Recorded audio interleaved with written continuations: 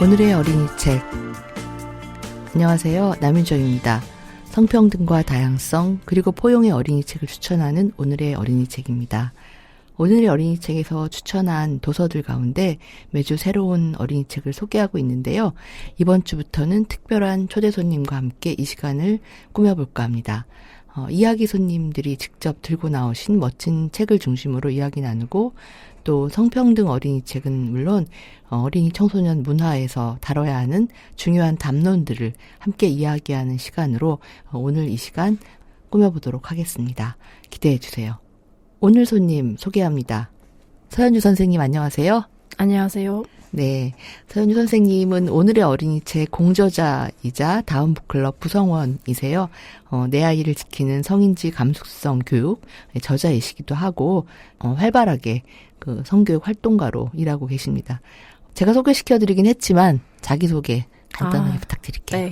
네. 저는 안녕하세요. 전 서현주라고 하고 초등교사로 10여 년 재직하다가 현재는 성교육 활동가로 책도 쓰고 번역도 하고 강연 활동하고 있습니다. 반갑습니다. 네, 환영합니다. 네. 자주 만나는 분이기도 한데, 이렇게 제가 오늘의 어린이 책 방송을 통해서는 처음 이렇게 손님하고 함께 이야기하는 거라, 오늘 녹음이 잘 됐으면 좋겠어요. 네, 잘 될 것 같습니다. 네. 아마 오늘은 선생님 활동하시는 것도 그렇고, 그 성교육 혹은 또 성교육 현장에 대한 여러 궁금증을 풀어보는 그런 시간이 될 것 같습니다. 먼저 어떤 얘기부터 시작해 볼까요?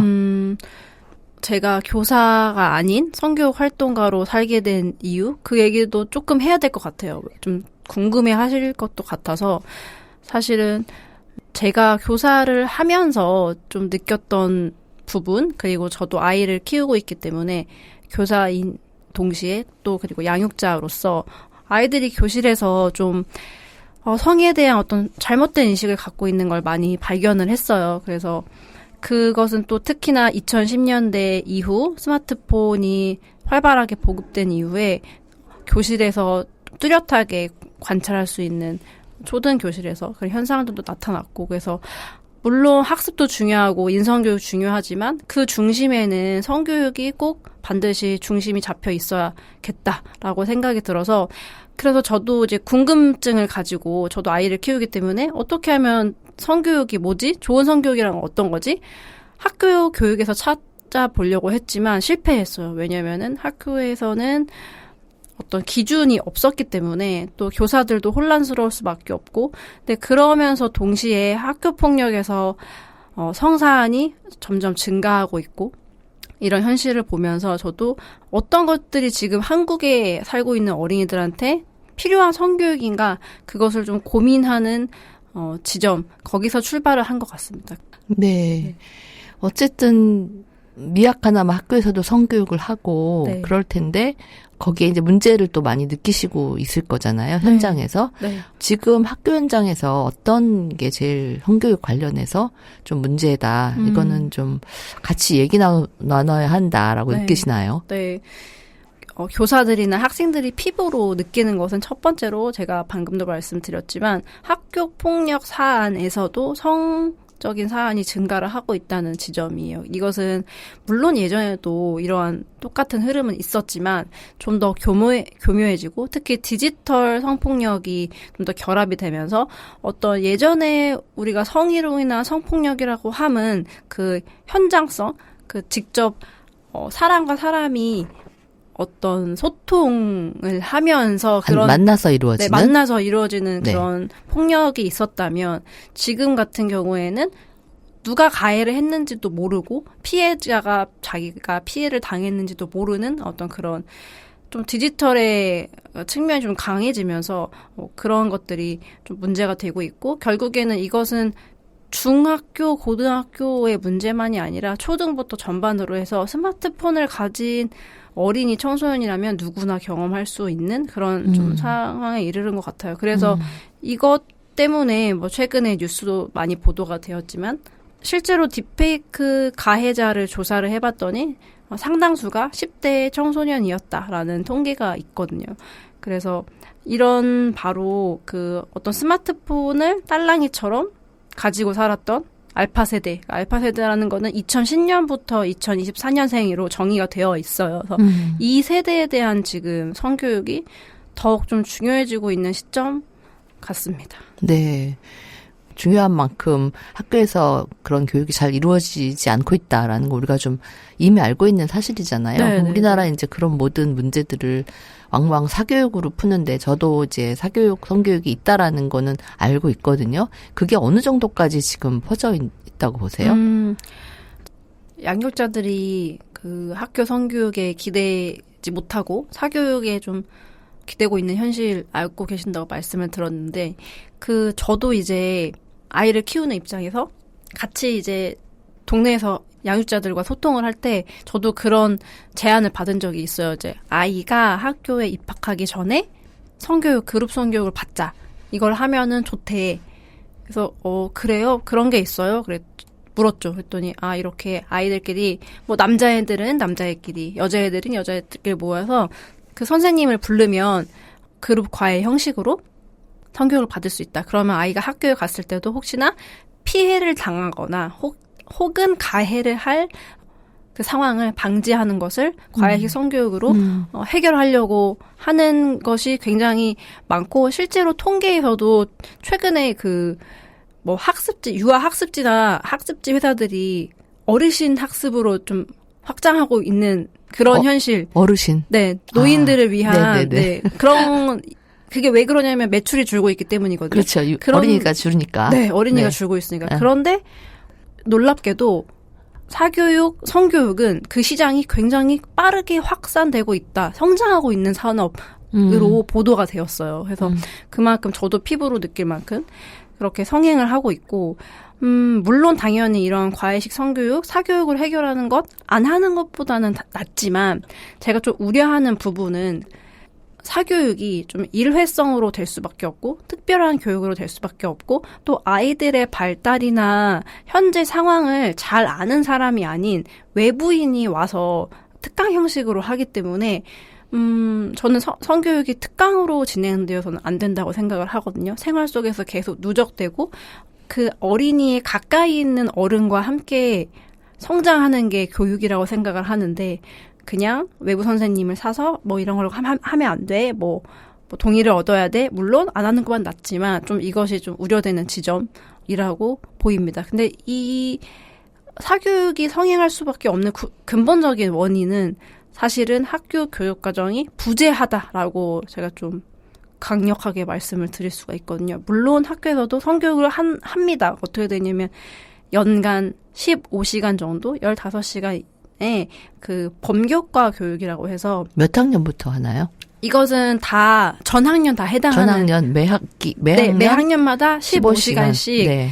실시를 하고 있고 그것이 교육 과정에 기록이 돼요. 근데 이거 범교과라는 거는 쉽게 말해서 교과를 넘나들면서 공부를 한다 이런 뜻인데 예를 들어서 국어 시간에 뭐 성교육에 관한 동화책을 읽었다, 텍스트를 읽었다 하면 이것이 성교육 1시간 했다라고 우리가 기록을 할 수 있는 거예요. 그래서 뭐 보건 시간이든 뭐 체육 시간에 뭐 몸을 깨끗이 씻는 방법을 배웠다면 이거 성교육 했습니다라고 할 수 있는 것. 결국에는 그것이 저는 해법이 될 수가 없다라고 보이는 게 명확한 기준이 없거든요. 언제 시작해야 되는지. 그러니까 대만이나 뭐 스웨덴 같은 경우에는 교사 교육부터 커리큘럼 자체가 성교육 자체가 과목으로 지정되어 있는 국가도 있고 체계적으로 연령별 발달 단계에 맞춰서 그 교육 과정이 구성되고 있는데 현재 대한민국은 그런 커리큘럼 자체가 없기 때문에 결국에는 네. 보통 보건교과에서 네. 일부 담당하고 있다라고 알고 있는데 네. 그것과는 어떤 차이가 있나요? 그 보건교과에서도 교과서 안에 이제 보건이 5, 6학년에 1년에 17시간 정도 그 교육을 해요. 근데 그 안에 또 성교육이 일부 포함되어 있는 거죠. 보건교과는 굉장히 폭넓기 때문에 그 안에 뭐 약물 교육도 있고 건강 교육도 있고 뭐 식단에 대한 것도 있고 거기 사이에 이제 성교육이 살짝 들어가 있는 정도죠. 뭐 기대하기가 되게 네. 어렵겠네요. 단계별로 또 성교육도 사실 해야 될 교육의 범주가 되게 다양한 걸로 알고 있는데 네. 그런 것들을 커버하기에는 사실 네. 연간 15시간도 기본 교과 안에 포함되어 있으면 그게 제대로 이루어진다고 보기도 어렵고 네, 네. 그다음에 보건교과는 그중에 일부만 다루고 있기 네. 때문에 또한 마찬가지로 그렇게 부분적으로 얘기가 될 거고 그러니까 결국은 학교 성교육이 잘 되지 않으니까 이제 학부모님들 양육자들은 사교육에 네. 의존하게 되고 그쵸. 그 사교육 기관이 많은 것 같긴 한데 또 굉장히 다양하다는 걸 또 알고 있거든요. 네. 그런 것에 대한 문제도 좀 있는 것 같고 그건 또 별개의 얘기가 되는 것 같기도 해요. 네. 어쨌든 그런 학교에서 그러니까 국가 수준의 어떤 교육 과정 이런 게 없다는 게 좀 되게 아쉽고 포괄적 성교육에 대한 가능성 같은 거 좀 있다고 보세요. 학교 현장에서요? 네. 아직은 한숨을 쉬시네요.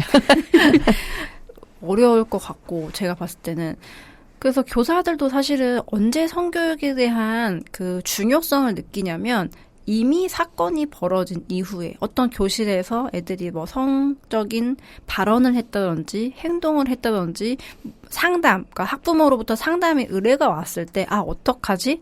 그때서야 찾아보죠.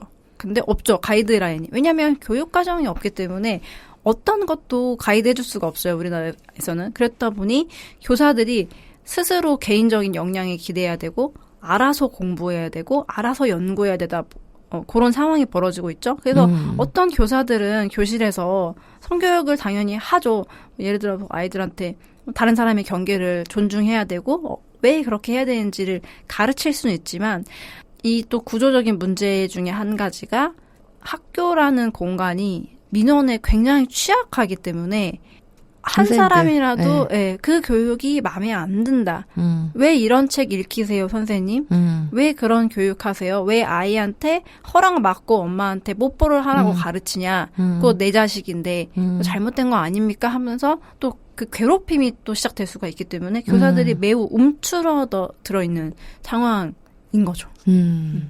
네, 갈 길이 되게 먼데 우리 수준은 변화가 없네요. 예전이나 거의 변화가 없다는 생각이 들고 그러면 이제 선생님은 이제 현장에서 가르치시니까 선생님이 생각하는 성교육이란 뭐냐 너무 당연해서 사실 그 질문을 다시 잘 안 하는데 뭐 이렇게 길지 않게 그 성교육이란 뭔가에 대해서 한번 정의를 내리신다면 어떤 걸까요?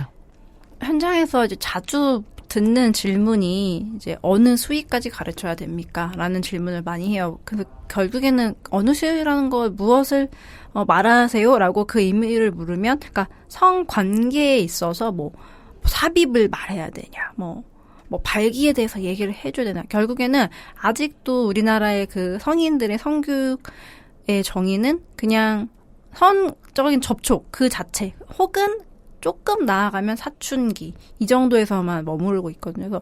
그래서 자꾸만 우리가 좀 혼란스러운 것 같아요. 아직도 거기에 머물러져 있고 근데 이제 제 생각에는 성교육이랑은 더 이상 그렇게 그 성기에만 국한되는 것이 아니라 좀 폭넓게 가야 하고 그래서 저는 부끄럽지만 제 책에서 성교육의 의미를 조금 확장을 했으면 좋겠다라고 말씀을 드렸어요. 첫 번째로는 우리가 다 모두 성적인 존재임을 인식을 해야 하는 것에서 출발을 출발한다. 합니다. 네. 그 다음에 성교육이라는 게 사춘기 그러니까 결국에는 번식 가능한 그 시기에만 집중하는 것이 아니라 태어나서부터 죽음에 이르기까지 그 모든 기간 동안 생애 주기별로 몸과 마음이 변하고 있다는 것을 잘 알아차리는 일 이것을 인지하는 것 지식이 중요하고 그 다음에 어떤 태도적인 측면에서는 서로 건강 관계를 맺고 좀 행복한 삶을 사는 방법 거기엔 당연히 타인에 대한 이해나 존중도 반드시 들어가겠죠. 그래서 교육이라는 거는 어른이 아이를 가르쳐서 깨우치는 것 이런 식으로 많이 생각을 하시지만 결국에는 함께 가야 하는 동행이다. 저는 그렇게 좀 주장을 했습니다. 네. 중요한 문제인 것 같아요. 네. 내가 우리나라 특히 문화적으로 성적인 이야기나 느낌, 감각 이런 걸 좀 죄악시한다든지 이런 유교적 문화권의 특징인 그런 게 워낙 좀 뿌리 싶어가지고 우리 모두 성적인 존재야라고 말할 때 그거를 있는 그대로 받아들이지 않는 분들이 꽤 많은 것 같고 네. 이제 그런 데서 사실은 그게 기반이 되어야 되는데 그렇지 않은 것 같다. 그러니까 네. 사실 아동, 어린이, 청소년 성교육이라는 게 잘 이루어지기가 쉽지 않은 그런 것 같아요. 그래서 이런 의식에 대한 문제부터 출발해야 되는 게 아닌가 하는 생각이 좀 듭니다. 그러면 선생님 생각하시는 그 어린이에게 필요한 성교육, 네. 그 어떤 범위가 있을 것 같아요. 네. 그게 어떻게 나눠서 강의하시거나 이렇게 하세요? 저의 굉장히 궁극적인 목표는 결국에는 교육과정에 성교육 과목이 들어와야 한다라고 생각이 들지만 거기까지 가기에는 아직 너무나 길이 멀기 때문에 지금 현재 살고 있는 아이들한테 무엇이 좀 필요할까? 저도 어릴 때 이런 교육을 받았으면 좋겠다. 그래서 현실적으로 저 타협을 한 지점이 일단은 4가지 주제가 있어요. 어린이들한테 이런 4가지 성교육 주제가 필요하겠다. 첫 번째는 몸 교육이에요. 몸에 대한 교육. 저는 이걸 신체 이미지에 대한 교육이라고 부르는데, 그 지하철 광고 같은 데 보면은 게임 광고 중에 이렇게 헐벗은 여성들의 몸이 등장하는 광고가 굉장히 많잖아요. 많죠. 오늘도 봤거든요, 저. 너무 많죠. 네. 네. 요즘엔 또 LED 광고판도 많아가지고 네, 더욱더 많이 자극적으로 다가오는데 제가 이제 아이 데리고 대중교통을 이용하다가 애가 이제 이상하다는 거죠. 그런 그림을 보고. 저 너무 춥다. 저 사람은 지금. 너무 헐벗고 있고 왜 이렇게 옷을 안 입고 있지? 여기 다 찌찌가 다 보인다. 아이 유아적인 표현으로. 저도 보니까 불편하더라고요. 근데 아이들한테는 특히 텍스트보다도 이미지가 굉장히 중요한데 누구나 볼 수 있는 광고. 그렇죠. 무방비 상태죠. 네, 무방비 상태고 네. 아무리 아이들 집에서 뭐 TV를 볼 때 연령을 제한을 둔다고 하더라도 광고판 또 최근에는 헬스장에 있는 그 광고들이 굉장히 외설적이라고 뭐라고 할까 제가 좀 눈길을 돌리게 되는 그 포토샵도 과하고 네. 그 포즈가 굉장히 성적인 어떤 자극을 한다고 저는 보이거든요. 단순히 건강한 몸을 위해서가 아니라. 그래서 그러한 이미지들이 도처에 있기 때문에 아이가 여자아이라면 나도 저렇게 돼야 하는가라고 생각할 수도 있고 그것을 보는 어린이가 남자아이라면 여성의 몸은 원래 저런 것이구나. 저것이 이상적인 몸 이미지구나라고 편견을 가질 수 있겠죠. 그렇죠. 네. 예. 그래서 이 몸 이미지에 대한 교육이 필요하고 결국에 몸이라는 것은 평가의 대상이 또 아니고 점수를 매길 수 있는 것 당연히 아니고 그저 건강한 게 제일 중요하고 다 몸이 다 다르다. 특성이 다르다라는 것을 인식시키면 그 아이들이 자존감 교육에서도 그 몸에 대한 긍정이 되게 중요한데 벌써 초등학생들도 다이어트 해야 됩니다라고 얘기하는 친구들도 있고 그래서 요런 교육이 첫 번째 몸교육의 주제에 네. 꼭 들어가야 합니다. 제일 중요한 기본 교육이고요. 그다음에 뭐가 두 있을까요? 번째는 이제 임신, 출산 그리고 육아까지를 포괄하는 주제인데요. 이것은 뭐 당연히 어떤 성교육에서도 늘 다루는 주제이지만 저도 어렸을 때 이거는 배운 것 같아요. 네. 생물학적인 맞습니다. 어떤 의미에서 생물학적인 사실을 다루는 거죠. 그렇죠. 예. 그렇죠.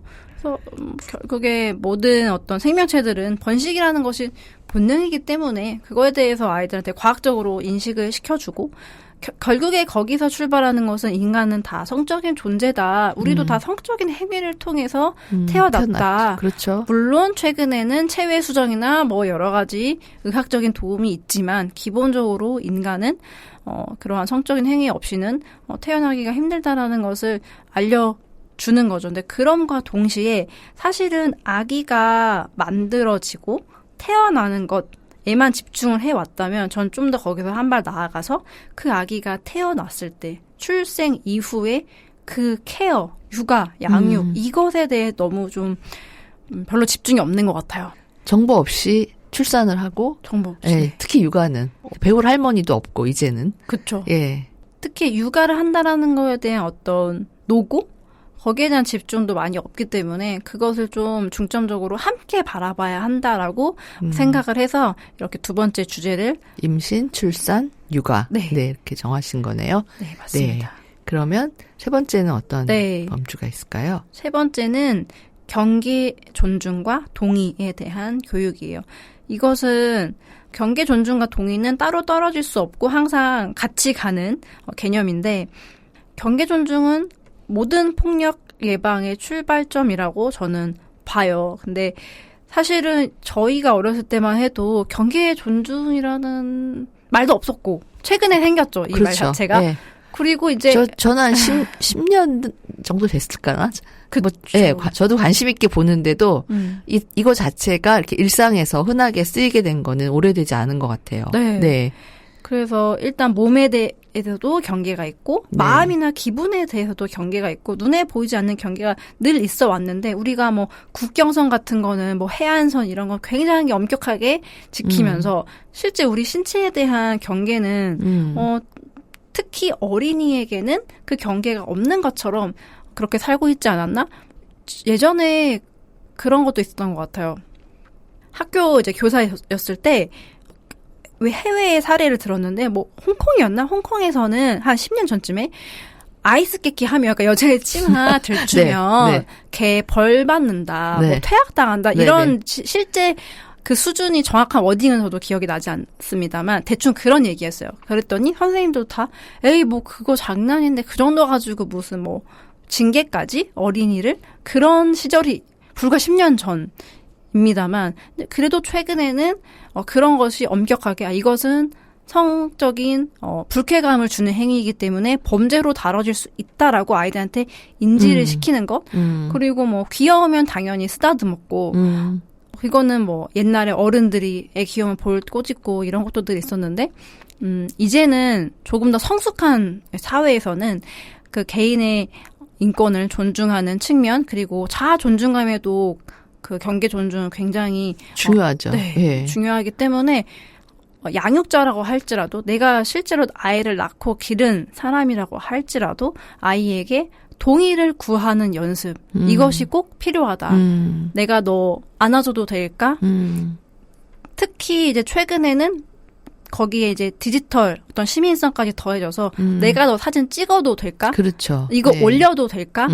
거기에 대해서 좀 얘기를 드리면 현장에서 좀 놀라시더라고요. 왜냐하면 워낙에 최근에 그 교육 현장이 어린이집이나 유치원 혹은 초등학교까지 아이들의 모습을 찍어서 올리는 것이 하나의 교육 서비스로 고착화된 지가 꽤나 오랜 시간이 지났기 때문에 그것을 허락을 받아야 된다고 하면 그 선생님들이 좀 화들짝 약간 놀랐어요. 그렇지, 맞아. 우리가 아이들의 인권을 존중한다고 하면서 막상 사진을 찍을 때 초상권에 대한 권리가 아이에게 있다고 생각하지 않고, 물론 최근에는 그 주 양육자들이 개인정보 보호 동의서에 체크를 해서 사진을 찍어도 됩니다. 교육활동에 대해서는 그렇게 보내긴 합니다만 사실상 사진을 찍고 업로드하는 행위가 교육활동에서 반드시 필요한가라고 생각을 해봤을 때는 저는 필요 없는 것 같아요. 네. 네. 그냥 그게 서비스가 됐기 때문에 뭔가 그게 어린이집이든 학교든 자신들을 홍보하는 그 과정을 홍보하는 의미가 있지 그게 교육 자체나 어린이들에게 무슨 도움이 되는 건가 도움이 전혀 안 되는 오히려 요즘은 문제가 될 소지도 많잖아요. 그쵸, 예, 그쵸. 범죄에 노출될 수도 있는 거고 맞습니다. 그런 생각 드네요. 네, 맞아요. 경계 존중과 동의에 대한 하나의 범주가 있을 거고 또 하나의 카테고리는 뭘까요? 네. 마지막으로 네. 여자답게 남자답게 말고 나답게. 네, 나답게. 이거는 너무 다 아시는 얘기겠죠. 그러니까 일단 성평등을 기본 인식으로 하고 사실은 그동안의 사회가 외부 성기에 의해서 너는 여자애야, 넌 남자애야 의사 선생님이 지정해준 그 성별로 넌 여자니까 소꿉놀이를 좋아하겠지. 넌 여자니까 교사라는 직업에 적절할 것이다. 넌 남자이기 때문에 과학자를 꿈꾸거나 뭐 대통령을 꿈꾸거나 혹은 넌 남자이기 때문에 울면 안 되고 경제적으로도 돈을 많이 벌어야 되고 아프면 안 되고 강해져야 되고 뭐 이러한 좀 가치관, 성격, 직업 등이 결정될 수 있다라고 많이 여겨져 왔잖아요. 그동안의 문화에서. 그래서 이런 것을 좀 벗어나서 아이들한테 이제는 조금 더 개별 성을 존중하고 개인의 개성 그리고 그 사람이 행복할 수 있는 그 지점을 찾아서 나다울 수 있는 그런 교육을 좀 했으면 좋겠다.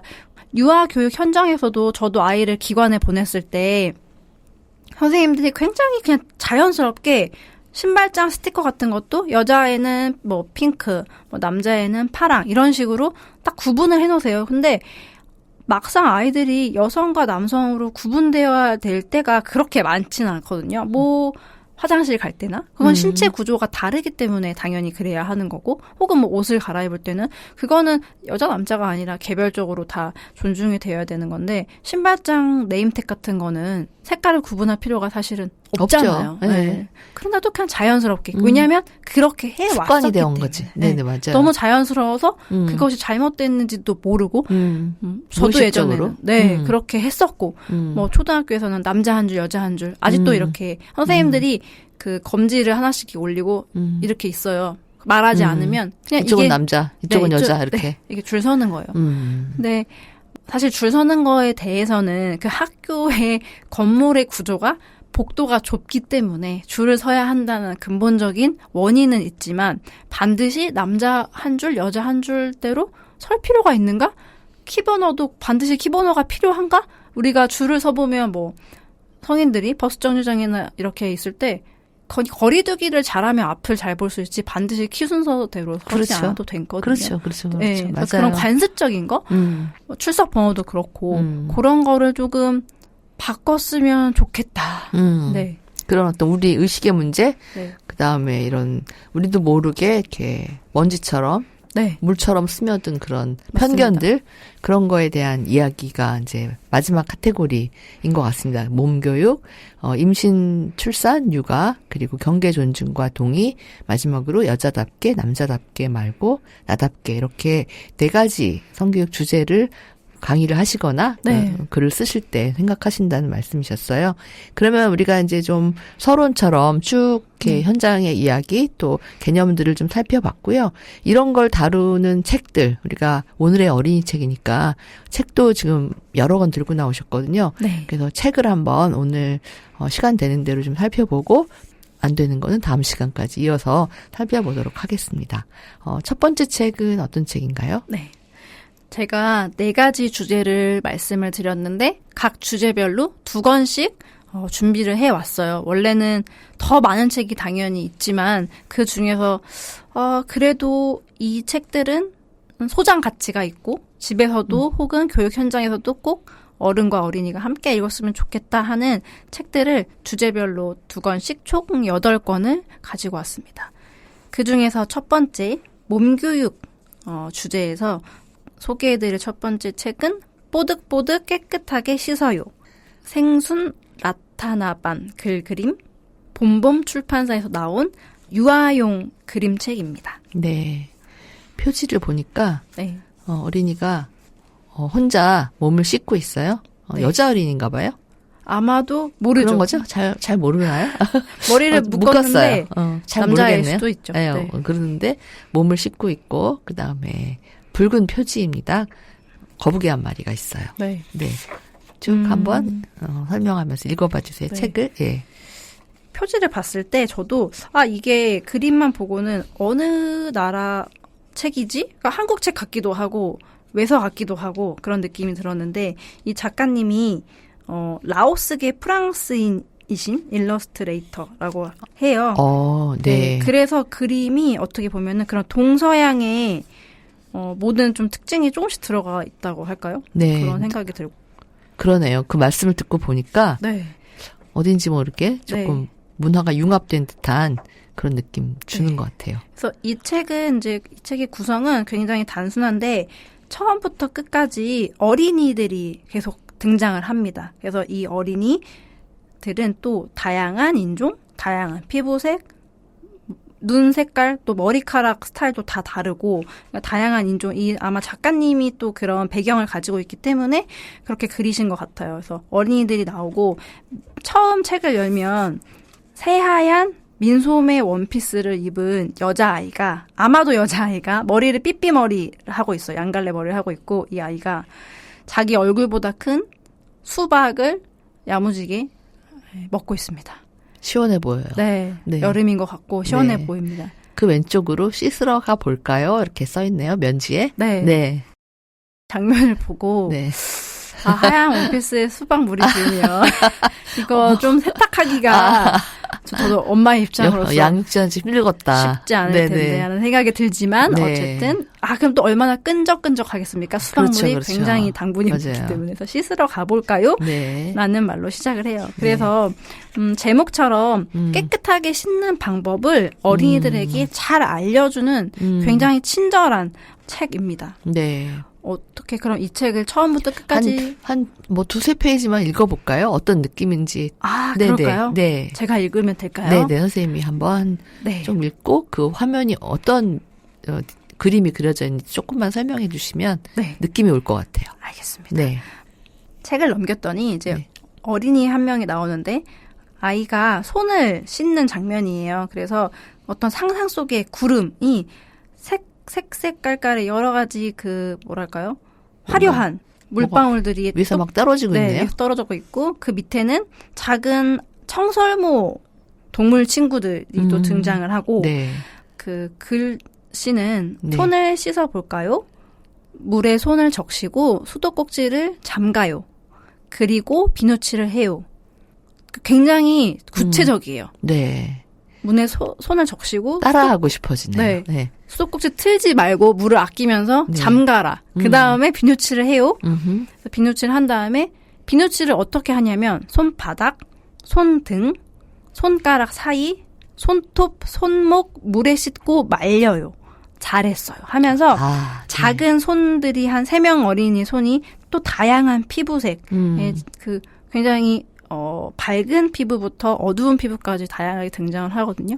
이렇게 씻는 방법을 알려주면서 동시에 신체의 그냥 손만 말하는 것이 아니라 손바닥, 손톱 이렇게 그 구조의 명칭을 세분화해서 아이들에게 알려주고 있습니다. 다음 장면은 까만 머리에 바가지 머리를 한 친구가 위에 뭐가 앉아 있어요? 개구리인가? 네, 뭐가 머리 앉아 위에 있어요? 개구리가 앉아 있고 그림도 재미있어요. 네. 막 방석인데 연잎 모양이네요. 보니까. 네. 그게 굉장히 재밌어요. 바닥 네. 그림도 재밌고 옆에는 잠자리가 날아다니고 네네. 그런 화면에 어린이가 혼자 이렇게 앉아가지고 그런 떼장갑 네. 그런 거 끼고 이렇게 목 주변 이렇게 닦고 있는 그런 그림에 텍스트가 뭐라고 써 있나요? 목을 닦아요. 앞목과 목덜미 이렇게 네. 목도 그냥 목만 말하는 것이 아니라 앞이랑 뒤쪽을 비누로 깨끗이 닦아라. 이 아이가 지금 옷을 하나도 입지 않고 남자아이의 성기가 살짝 보이는 그러네요. 자세로 앉아 있거든요. 그 다음에 오른쪽 장면에는 이번에는 금발인 아이예요.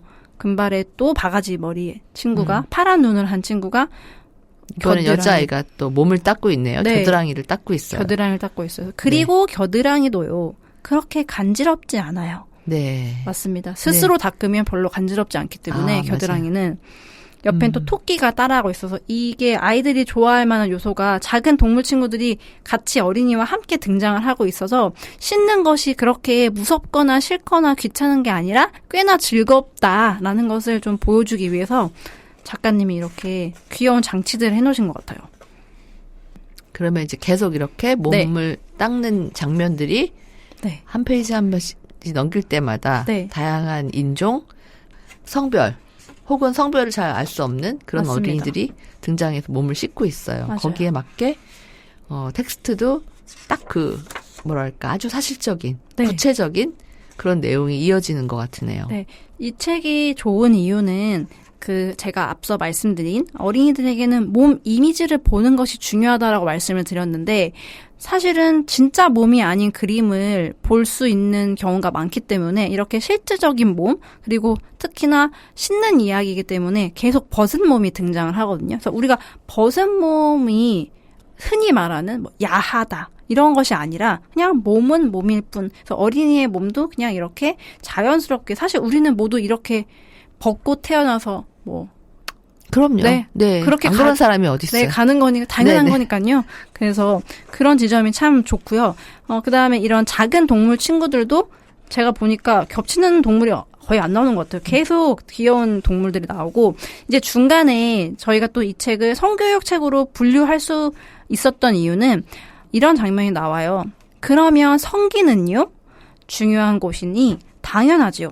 남자든 여자든 요게 딱 성기에 대한 내용이 2페이지가 나와요. 우리가 몸교육을 할 때 마치 성기는 우리 이 대한민국의 성에 대한 문화가 워낙 터부시하다 보니까 그것이 없는 것처럼 우리는 그것 없이는 태어나지 못했는데 그거 없는 것처럼 아예 언급조차 안 하죠. 그렇죠. 무슨 볼드모트처럼 그 성기 네. 자체를 언급을 안 하고 네, 맞아요. 볼드모트. 네. 그렇게 지나가는데 이 책에서는 아이들한테 명확하게 성기도 당연히 씻어야 한다. 왜냐하면 당연히 신체 구조 중에 하나이니까. 중요한 곳이니까요. 그러니까 저는 이 지점이 좋았던 게 소중한 곳이다. 이런 표현은 이제는 좀 전 낡았다고 생각을 해요. 특히 여아를 키우시는 양육자분들이 그 성기를 민망하니까 그 성기를 부를 때 소중히 이렇게 부르시거든요. 저는 그게 너무 안타까워요. 왜냐하면 소중히라고 부르는 순간 이 성기는 소중하다라는 어떤 관념이 씌워지게 되는데 물론 당연히 소중하죠. 가장 약한 부분이고 그렇기 때문에 보호하기 위해 속옷도 있고 생명이 탄생하는 중요한 곳이긴 하지만 소중히라고 그렇게 어떤 별명을 지워져 버리면 그 이미지가 이것은 보호해야 돼라는 생각이 들고 어떤 나중에 그 여자아이가 나는 소중히 내 성기는 소중이야 라고 그런 생각을 가지고 산다면 나중에 얘가 어떤 성적인 쾌락을 즐기거나 할 때 약간 죄책감이 들 수도 있지 않을까? 저는 그런 생각도 들거든요. 저는 그 단어를 딱 들으면 네. 일단 소중하니까 감추어야 해라는 네. 거하고 같이 따라붙는 것 같아요. 맞아요. 그러니까 그게 부정적인 감정 네. 혹은 위축되는 감정 네. 그런 것들을 네. 같이 달라붙을 것 같다는 생각이 좀 그쵸. 들거든요. 맞아요. 네. 사실 안타까운 거는 우리가 성기라고는 말할 수 있지만 그 국어사전에 네. 표준어로 얘기되는 성기의 이름을 네. 우리 문화에서는 제대로 얘기할 수가 없잖아요. 맞습니다. 그게 다 그러니까 이제 대체어로 뭐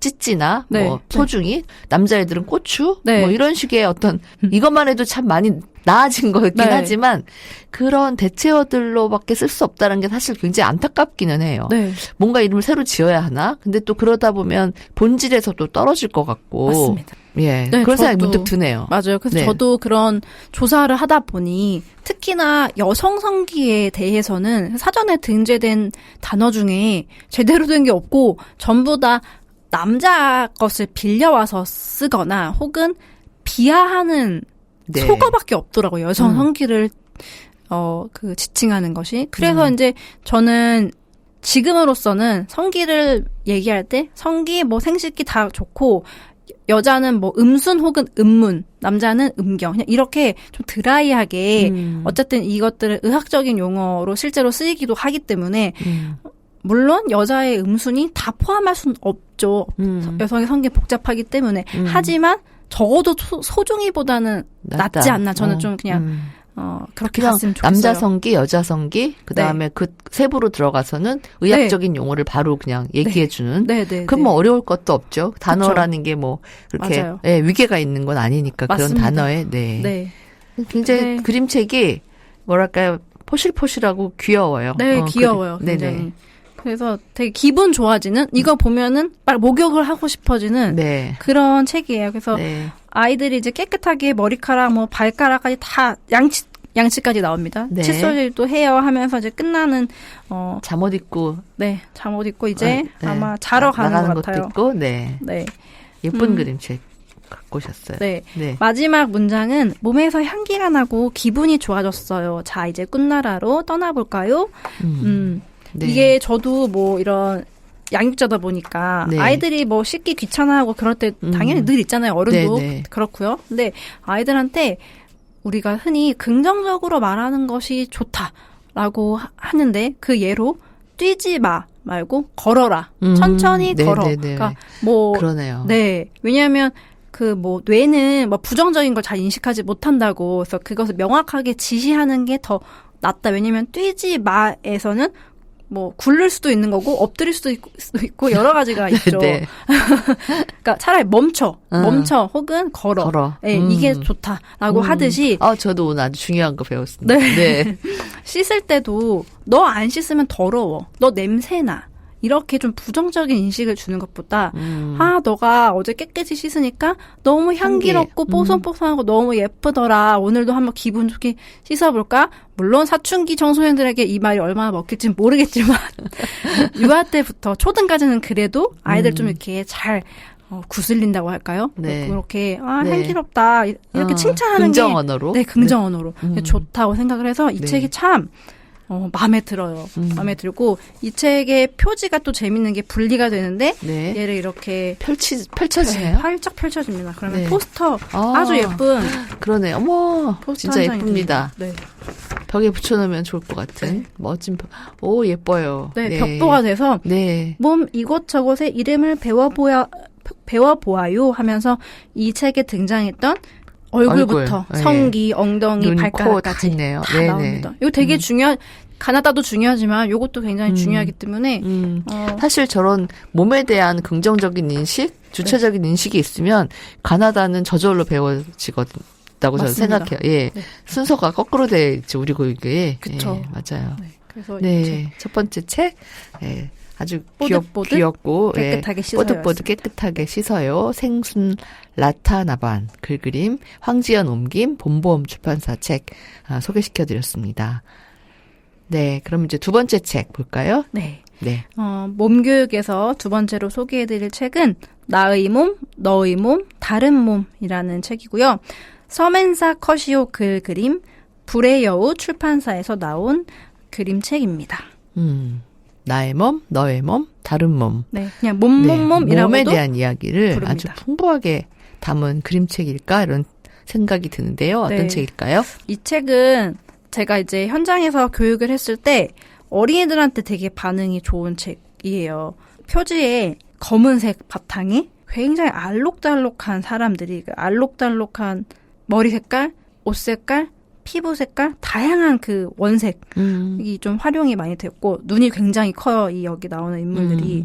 그래서 어른들이 봤을 때는 이 책이 조금 무섭다? 어떻게 눈이 너무 큰 것 같은데? 라고 하실 수도 이상하다? 있지만 뭐 이런 느낌? 네. 비율이 조금 안 맞는 것 같은데 하실 수 있겠지만 아이들이 이 책을 굉장히 좋아해요. 왜냐하면 이 책이 그 다양한 몸을 소개를 하는데 디테일들이 많이 좀 살아있거든요. 네. 그래서 책에 문장은 많지 않아요. 첫 네. 문장은 뭐냐면 우리 몸은 모두 다르게 생겼어. 그래서 더 멋지지. 모양도 움직이는 모습도 모두 특별해. 사실 이 문장만 봤을 때는 당연한 이야기이고 그러네요. 평범하다고 볼 수 있겠지만 이 책의 어떤 특징은 문장 옆에 그려져 있는 그림들이 굉장히 특별하다는 거예요. 그래서 네. 지금 여기에 아주 다양한 사람들이 네. 뭐 성별이나 뭐 연령이나 이런 또 인종도 아주 다양한 네. 장애의 인도 계시고 네. 아주 다양한 분들이 이 두 페이지에 지금 몇 명입니까? 12명 네. 이상의 12명 사람들이 그려져 있어요. 네. 어린이부터 네. 노인까지. 네네. 그리고 포즈들이 굉장히 한 명도 그냥 차렷하고 있는 사람이 없고 그러네요. 포즈가 역동적이에요. 네.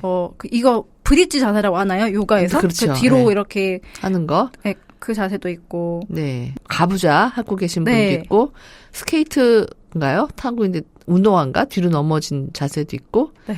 다양한 자세로 그리고 좀 물구나무도 굉장히 있고요. 어린 네. 아기도 있어요. 그런. 네. 그러면서 이제 이 인물들이 작은 말풍선으로 이야기를 하고 있는데 어떤 앉아있는 여성분이 스포츠 브라를 하고 짧은 레깅스를 입고 있는데 네. 가슴이 하나뿐이지만 난 정말 멋져. 아마도 절제술을 하셨을 것으로 예상이 되는데 네. 그래서 보면은 가슴이 하나이거든요. 네. 또 어떤 여성분은 그 엎드린 약간 고양이 자세 비슷한 자세를 하고 있으면서 방귀를 뀌고 있어. 뿡. 그러니까 네. 이런 거 아이들이 참 좋아하거든요. 너무 웃기다. 왜냐면 모두가 방귀를 뀌고 그죠? 네, 네. 이런 자세 하는 걸 아이들이 좋아하기 때문에 또 어떤 남자분은 사랑스러운 내 엉덩이 뭐 이런 식으로 말하고 있고 또 덩치 큰 어떤 분이 울룩불룩해서 더 매력적이야. 자기 몸이 되게 울룩불룩한데 그래서 더 매력적이야 라고 얘기를 하고 있었어. 휠체어 타신 분도 계시고. 그래서 이 책은 계속 이런 식으로 그 문장은 굉장히 단순한데 그 옆에 있는 그림들이 다양하게 표현이 돼요. 원색으로. 네. 그래서 그 다음 장면 같은 경우에는 이제는 차렷 제사를 한 사람들이 등장을 했는데 그 배경이 버스 정류장입니다. 버스 정류장에서 사람들이 앞을 보고 모두 버스를 기다리고 있어요. 다 똑바른 자세로 서 있는데 몸은 모양도 크기도 엄청 다양해. 어떤 몸은 크고 어떤 몸은 작아. 모두 제각각이지. 라면서 여러 가지 몸이 다 그냥 자연스럽다. 참 달라요. 그러니까 네. 우리나라는 사실 이렇게 다양한 사람들이 이 정도로는 살고 있지 않기 때문에 네. 그게 뭐 서양인이나 아니면은 아프리칸계 분들하고 같이 있으면 조금 차이를 느낄까? 비슷비슷하다는 느낌 많이 보잖아요. 근데 네. 이런 외국 그림책을 보다 보면 그 다양성의 범주라는 게 정말 다양하다. 네. 정말 다르다. 네. 네, 그 갭이 1에서 100까지 굉장히 다르다는 걸 많이 네. 느끼는데 이 그림책의 지금 보여주시는 2페이지에도 그게 다 담겨 있어요. 지금 비 오는 날 버스 정류장이 배경인데 그러니까 옷차림 말씀하신 것처럼 어떤 사람은 민소매 원피스, 아주 짧은 반바지, 망사 스타킹, 또 어떤 사람은 레인코트 입고 또 바지는 안 입었고요. 짧은 아마 하의를 입은 것 같아요. 뭐 이런 모습도 있고 피부색 다 다양하고 키, 머리 스타일 다 다양하다. 그래서 사실은 말씀하신 대로 한국의 어린이들은 이 한국에만 살다 보면 그러한 다양한 모습을 볼 기회가 그리 많지 않기 때문에 그렇죠. 이런 것을 보여주는 것 자체가 저는 간접적으로 굉장히 좋은 교육이라고 생각을 해요. 네. 그래서 이제 이 책은 몸의 어떤 모습, 피부도 다 우리가 아직도 그런 미디어에서 백옥 같은 피부 이런 얘기 하잖아요. 네. 매끈한 피부, 아기와 같은 피부를 만드세요. 뭐 이런 광고 너무 많이 하는데 외모 지상주의가 좀 심하죠. 그래서 그런 것에서 벗어나서 피부에는 뾰루지, 주름, 죽은 깨 이런 거 당연하다. 그리고 이것들은 온몸을 뒤덮을 수도 있다. 다 너 정상이다. 모두 다 괜찮다라고 얘기를 해주고 있어요. 또 이제 방금은 버스 정류장이었는데 그 다음 장면에서는 이 바닷가에서 모래사장 위에서 태닝을 하는 모습이거든요. 그래서 엎드려 있는 모습, 누워 있는 모습을 위에서 드론이 촬영하듯 그런 시점에서 관찰을 하면서 여기에는 이제 흉터 있는 사람, 모반 있는 사람, 타투 있는 사람, 인슐린 펌프 하고 있는 그러한 질병에 대해서도 그냥 자연스럽게 보여주고 이런 거를 사실 우리가 모르면 일부러 그 사람을 차별하려고 하는 게 아니라 몰라서 배려하지 못한 경우가 많잖아요. 그래서 이게 인슐린 펌프가 그럼 아이들이 보고 이거 뭐예요? 이거 왜 하는 거예요? 라는 질문을 할 수도 있죠. 정말 디테일한 거에 네. 신경을 많이 썼네요. 네. 책이. 예. 그러니까 우리는 모두 달라라는 걸 말하는 책도 꽤 많은데 이 책이 가진 점은 지금 말씀하신 그런 한 네. 사람 한 사람의 개별성 안에 있는 그 차이들, 네. 특성들을 그림으로 다 표현한 게 네. 그 섬세함이 보이네요. 네, 이게 장점인 것 같아요. 그래서 네. 우리가 어떤 스탠다드에 집착하는 문화에서 자란 한국 어린 청소년들은 나는 이상해. 나는 왜 예를 들면 저 예전에 그런 학생이 있었어요. 너무나 예쁘고 발랄하고 똑똑하고 귀여운 어린이인데 한쪽 귀가 약간 접혀 있어서 애가 학교 가기 싫다고 이제 어머니께서 정말 눈물을 흘리면서 상담을 하셨거든요. 근데 저는 그 어머니가 상담할 때 처음 알았어요. 걔가 그런지도 몰랐고 아무도 걔에 대해서 귀가 어떤지 정말 미세하게 접혀 있는데 그 어린이는 그게 자기한테는 너무나 계속 그거를 핸디캡. 네. 그런 거네요. 너무나 그 심리적으로 압박이 심했었고 그래서 안 됐더라고요. 그래서 그 뒤에는 물론 어리기 때문에 이제 가정과 협조해서 그 아이에게 또 다른 방식으로 아이가 좀 용기를 얻을 수 있고 그럼 괜찮아. 아무도 몰랐어. 선생님도 몰랐어. 이렇게 얘기해 주니까 또 아이들은 금방 괜찮아지는데 이렇게 다 다양한 이런 특징이 자신의 특징인 것을 자신의 어떤 약점이다. 나는 어디가 모자라다, 부족하다. 이러한 걸 가지고 있는 게 좀 안타까운 것 같아요. 그래서 그런 측면에서는 이 책이 좀 용기를 줄 수 있지 않을까 생각을 네, 합니다. 네네. 배경도 다양하고 네. 등장 인물도 다양하고 네. 그 인물마다의 어떤 개성이나 그 차이가 아주 잘 드러나는 그런 그림책이네요. 네. 예. 그래서 이렇게 다양한 배경이 등장을 하는데 이 몸몸몸 책에서 가장 백미는 바로 성기를 설명한 장면이에요. 그래서 아주 시원하네요. 네, 벗은 몸들이 쫙 네. 나오고 있고 네. 저 이 책이 참 좋은 게 우리가 그 노인의 몸은 잘 보려고 하지 않잖아요. 우리 그거 뭔가 뭐랄까요? 그냥 성인의 몸까지는 성교육책에도 나와 있지만 그 이후에 장년 혹은 더 죽음에 가까운 모습은 신체를 좀 보기가 어려운데 이 책에서는 지금 남성 3명, 여성 3명이 나오는데 모두 피부색 다르고 어린이, 성인, 노인 이렇게 노인의 경우에는 주름이 가득하고 축 처지고 뱃살도 축 처지고 어떤 고환도 축 처지고 이런 그렇습니다. 그림. 네. 네. 여성도 저 이런 그림 처음 보는 것 같아요. 네. 이런 그림 잘 안 그리죠. 네. 저는 이 장면이 너무 좋아요. 이게 진짜 실제잖아요. 뱃살도 뚱뚱하고 주름 많고 어떤 왜곡된 몸이나 표백된 그런 몸이 아니라 그 있는 그대로의 삶의 모습. 그래서 여기에 또 어떤 게 나오냐면 성기의 색과 크기도 모두 달라. 어떤 성기에는 털이 무성하지만 어떤 성기에는 털이 아예 없지. 우리가 그런 터미널 공동 화장실 가면 무모증 상담하세요. 이런 스티커 있죠. 네, 맞아요. 본 것 같아요. 네. 막 부끄러워하지 마세요. 하지만 그거 원래 없는 걸 그렇죠, 어떡합니까? 그렇죠. 네. 그냥 사는 거죠. 누구는 많고 누구는 없고 네, 그런 거죠. 그렇습니다. 네. 그래서 음경 1개와 고환 2개가 있는 몸도 있지만 고환이 하나이거나 없을 수도 있죠. 실제로. 네. 그다음에 음순과 질이 있는 몸도 있지. 이게 바로 여성의 몸. 여기는 딱히 남성이야, 여성이야 이렇게 하지 않고 고환이 있는 몸, 음순이 있는 몸. 왜냐하면 그 그렇죠. 다음 문장이 가장 중요해요. 한 몸에 2가지 성기가 있기도 해. 그러니까 성기 모양만 보고 성별을 결정할 수는 없어. 이 책이 참 좋은 점은 이 간성, 인터섹스에 대해서는 사실 국내에서는 별로 다루고 있지 않는데 네네. 이 책에서 이 한 문장으로 아이들에게 설명을 해준다는 것. 그 사람들이 괴물이 아니라 그런 사람도 있구나.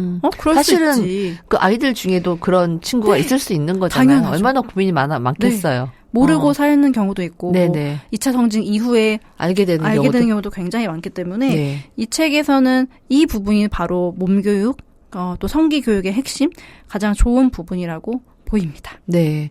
이게 사실 페이지가 뭐 한 40쪽 정도 될까 하는 그런 그림책인데 내용은 굉장히 풍부하고 또 우리 다른 책들에서 다루지 않은 그런 영역까지 아주 간단 명료하게 아주 섬세하게 딱 그렇게 드러내 보여주는 게 아주 좋은 교재이자 또 재미있는 그림책이라는 생각이 듭니다.